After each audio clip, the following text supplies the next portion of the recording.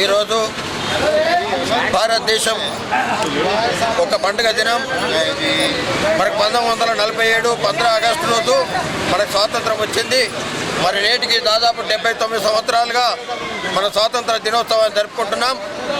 అప్పుడు ఆంగ్లేయులు 200 సంవత్సరాలు మనల్ని పరిపాలించి మన సంపదను దోచి మనం నిర్వీర్యం చేసినటువంటి పరిస్థితులలో మరి సుభాష్ చంద్రబోస్ కావచ్చు, గాంధీ కావచ్చు, నెహ్రూ కావచ్చు, లాల్ బహదూర్ శాస్త్రి కావచ్చు, సర్దార్ వల్లభాయ్ పటేల్ లాంటి, భగత్ సింగ్, చంద్రశేఖర్ ఆజాద్, మన తెలుగు వాళ్ళైనటువంటి మరి అల్లూరి సీతారామరాజు వాళ్ళు ఎంతో మంది తన ప్రాణాల త్యాగంతోనే ఈరోజు స్వాతంత్రం అనేది వచ్చింది.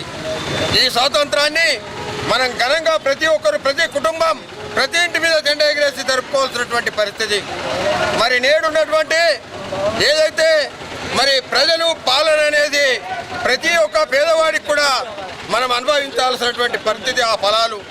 మరి నేడు మన భారతదేశంలో గతంలో ఉన్నటువంటి పాలకులు కావచ్చు, నేడు తెలంగాణలో ఉన్నటువంటి తెలంగాణను సాధన లోపల మరి సాధించినటువంటి 10 సంవత్సరాల లోపల మనకు జరిగినటువంటి అన్యాయాన్ని కూడా ఒకసారి నెమరేసుకొని ఈరోజు ఉన్నటువంటి కాంగ్రెస్ ప్రభుత్వం మరి రేపు జరగబోయే ప్రతి ఫలాన్ని తెలంగాణ ఉన్నటువంటి ప్రతి పౌరుడికి అందజేయాల్సినటువంటి పరిస్థితి ఉందని చెప్పి మరి ఈ స్వాతంత్ర వేడుకల్ని ప్రతి ఒక్కరు జరుపుకోవాలని అందరికీ భారతదేశంలో ఉన్నటువంటి తెలంగాణలో ఉన్నటువంటి ఆంధ్రలో ఉన్నటువంటి ప్రతి ఒక్కరికి మరి స్వాతంత్ర దినోత్సవ శుభాకాంక్షలు తెలియజేస్తున్నాం.